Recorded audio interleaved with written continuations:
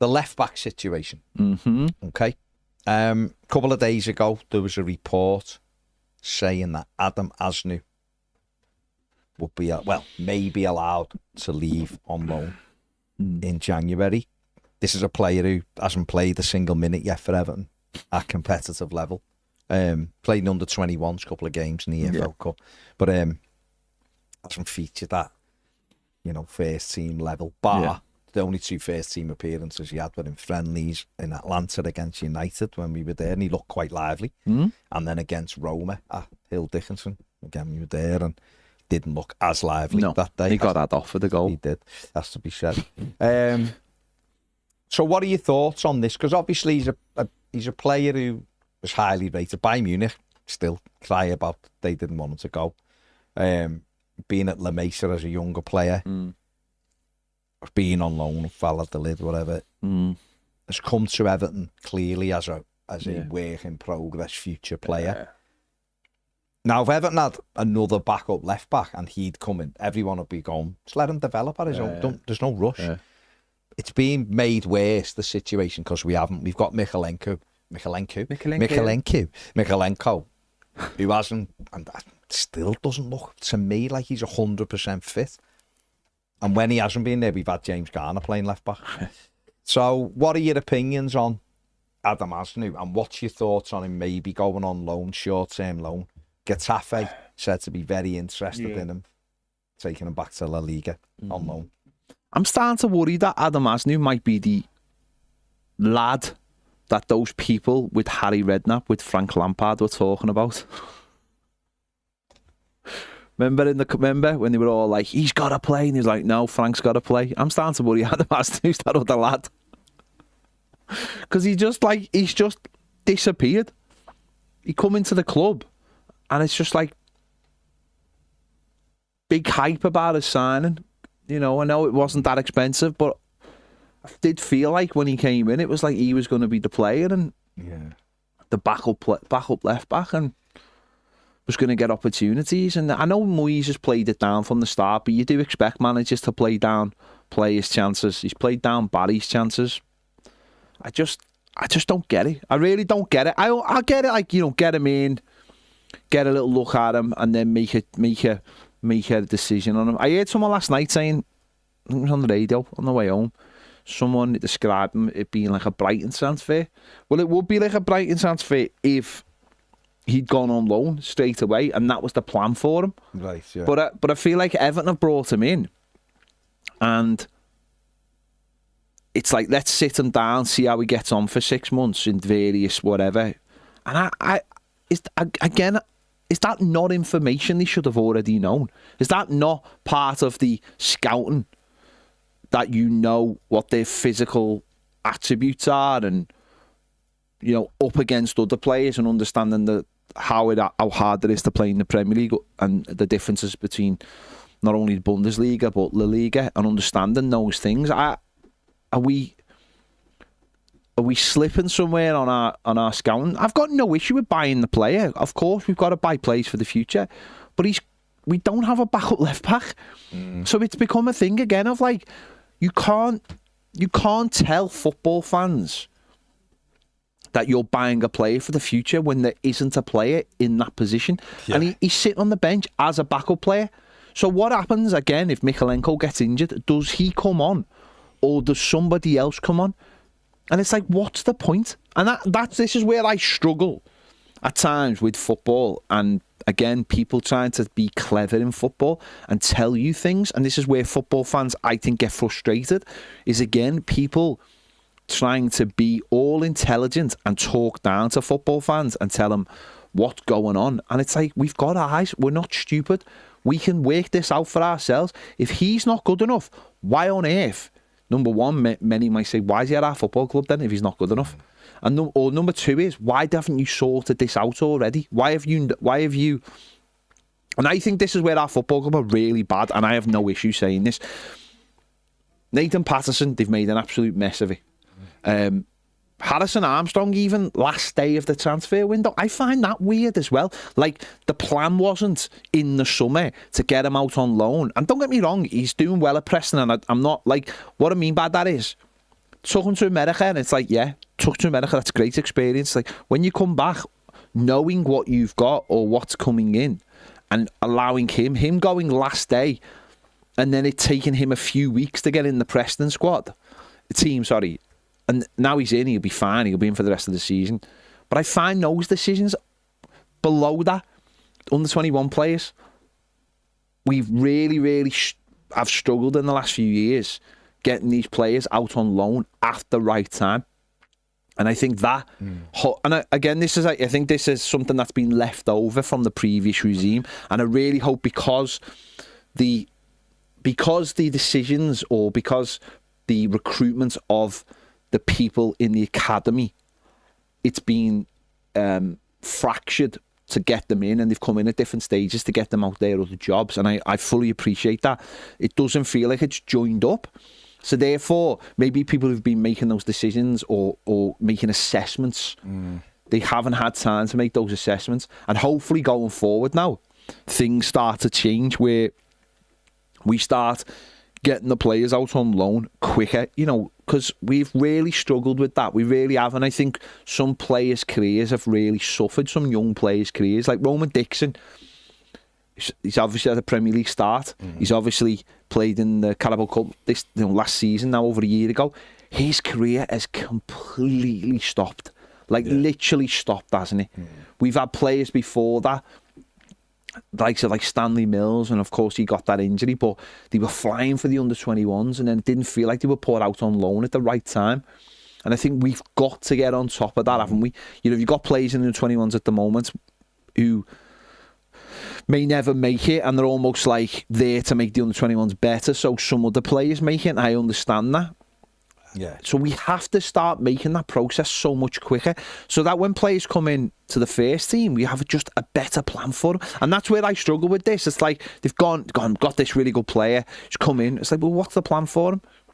Don't know. Just going to see how he goes. Now, the plan might have been, like I said before, get him in, have a good look at him, see whether he will benefit from going out on loan in January. And if that's the plan, that's always been the plan, fair enough.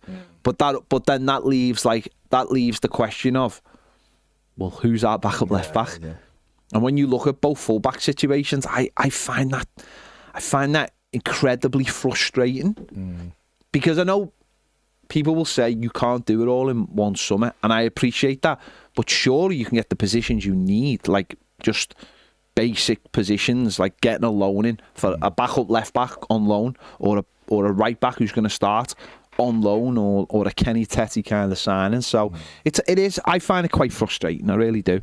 I think when you look at Aznou, like we said, come through La Mesa at Barca, moved to Bayern Munich for the 23-24 season, played 11 times in their sort of youth team, reserve team, you want to call it that. And then 24-25, and we got him last season. He had 4 appearances for their first team, and he went off to Valladolid on loan in La Liga and played 13 times for them. So overall, this career, he's been involved in 35 games. A lot of them, half of them, have been at sort of second tier level. Yeah. So he's only really been part of sort of 17, what you would call first class games. He did play and make an appearance in the Club World Club Championship for Bayern in the summer before Everton got him. But when he came in, I mean, we were in the room in America when David Moyes said he might be a year before he's ready. And everybody in that room looked at each other, didn't he? Like, is he just saying that to play it down? But maybe the manager has looked and gone. But the only thing I find slightly odd then is, if we're going to let him go out, which might be the right thing for his career, by the way, or maybe it isn't slightly odd. Maybe the manager has looked at it and gone, yeah, he's got some really good attributes, but he's not ready. Yeah, and that's no issue with that. Therefore, training every day is great. He's training with first team players. But it'd be more beneficial for him now to go back on loan in January, get some more sort of games under his belt, and then come back to us next summer ready to be part of the first team, be a real threat to Mykolenko. Because right now, he's just not on it. But in a way, you are right. It was almost sold as he's the backup left back, but it hasn't played out like that. Because if he was truly the backup left back, surely he would have played at Wolves in the Carabao Cup. Yeah. And we mixed the squad up instead of putting Seamus at left back. And then surely, stop calling me Surely, surely at like Man City, when the game's dead, or Sunday, when the game's dead, he'd have got minutes off the bench and got a debut, but we haven't really done that either. So I'm just wondering if it is, would it be really beneficial to him? And it probably would, very much like you've just talked about Harrison Armstrong, to send them out on loan. And if it is Getafe, because they tried to sign him in the summer before he comes to Everton, they want to take him on loan. He's going to get games. There'd obviously have to be a guarantee.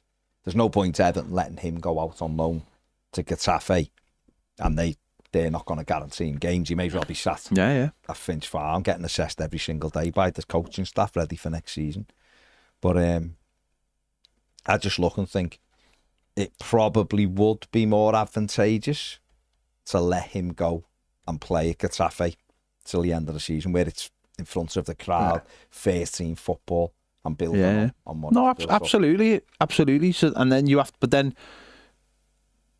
look at the plan, if there is a plan, and say, well, is this what we're doing now? Is this part of the plan, and is him going on loan part of the plan, or is it a reaction to him not being good enough? I seen a really good. Someone said the other day, seen it on social media, someone had said about, I can't remember which club it was, but the old trust the process plan. Trust the process. And the person had put, what process? Why do football clubs always pull this trust the process out when they're not doing so well? And also, what's the process? Because no one ever tells us what the plan is. So therefore, how can we trust something that we know nothing about? And I thought it was a brilliant line. Is in like football clubs always pull that out, or the people, friendlies to the football club. Not saying that's our football club. I just found it really, I think it was about West Ham or somebody else. And I thought that's really interesting, isn't it? Football clubs always pull that out, or people in football pull out, trust the plan. Like we know what the plan is. And that's the point, isn't it? It's like you can fall on things by accident. Did Everton have a plan to have a look at him for 5 months, gauge what his strengths and weaknesses were, and then maybe send them on loan to the right place that would help him build on whatever that is? We've seen yesterday, we were talking about it, weren't we? Like Endrick has been linked with Lyon. Now, that sounds a bit mad, doesn't it? Like a Real Madrid playing on to France, but they might go, he needs toughening up. And that's why France is the best place for him, because do you know what? It's a strong league. And rather than go to like another La Liga team or Italy where they have all the time in the world, we want him to go somewhere where it's hard and it's physical league, which what France is. Quite a competitive league at the moment. And that's got to be the sort of like the mind for us, isn't it? It's like, where do we send this player? And is that been the process for the last 5 months? David Moyes looked at him and gone, he's not going to be ready. Because there is a jump up physical. We've seen that with Barry. There is a jump up. The players in the Premier League are so big, strong, fast and mobile. Whether you think it's the best league in terms of football-wise, in terms of physicality, these people are it's top athlete plus top footballer. There really are no other leagues like it in terms of that. As I said, other leagues have different aspects of that. Like the French league is a physical league. That's why players who come from France do well here.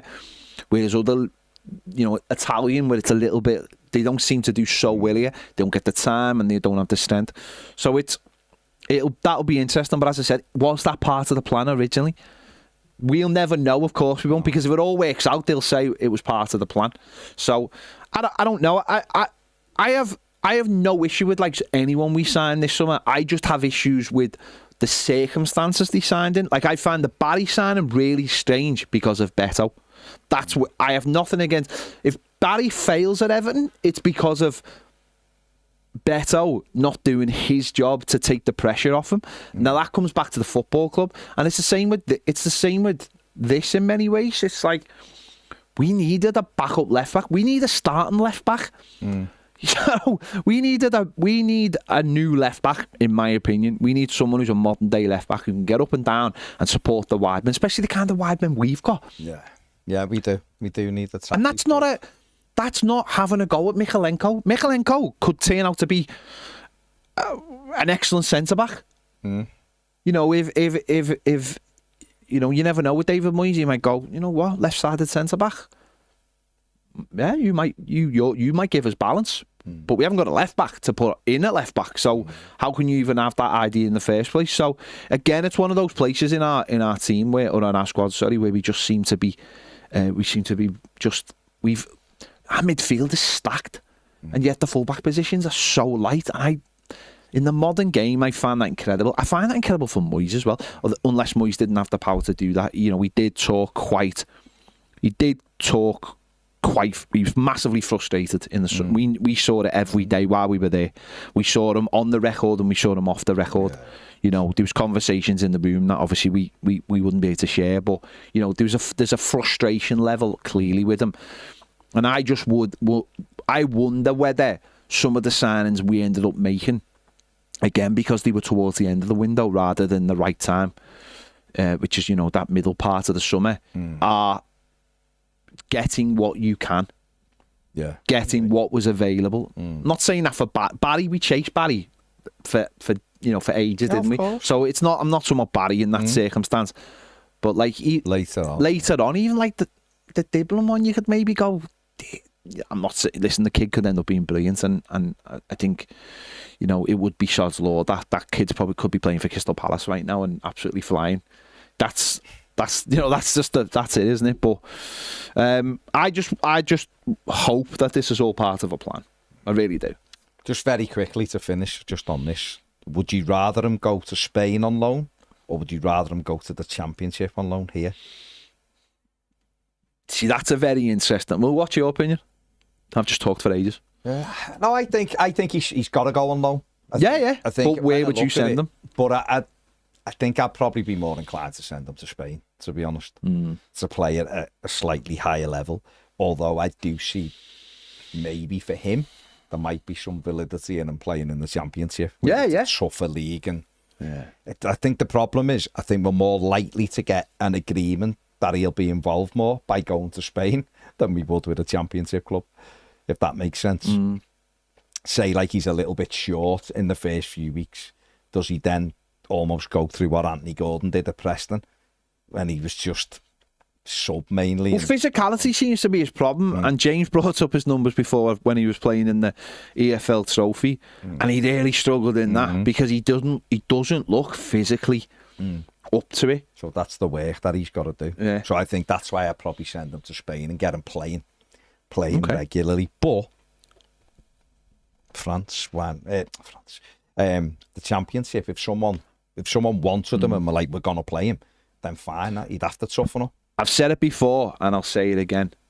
The sooner the Freakins buy another football club where we can put these players, genuinely the better. Don't get me wrong, Roma are flying the joint top of the Serie A, but the sooner we can, they got it. The sooner they get a team, or they invest money into the French team they've already got and get them up the leagues, then the better it'll be for everyone. And I know that's not, again, that ain't pie in the sky. That's what all football clubs are. Loads of La Liga clubs who were cheap. Loads of teams desperate. Cheap.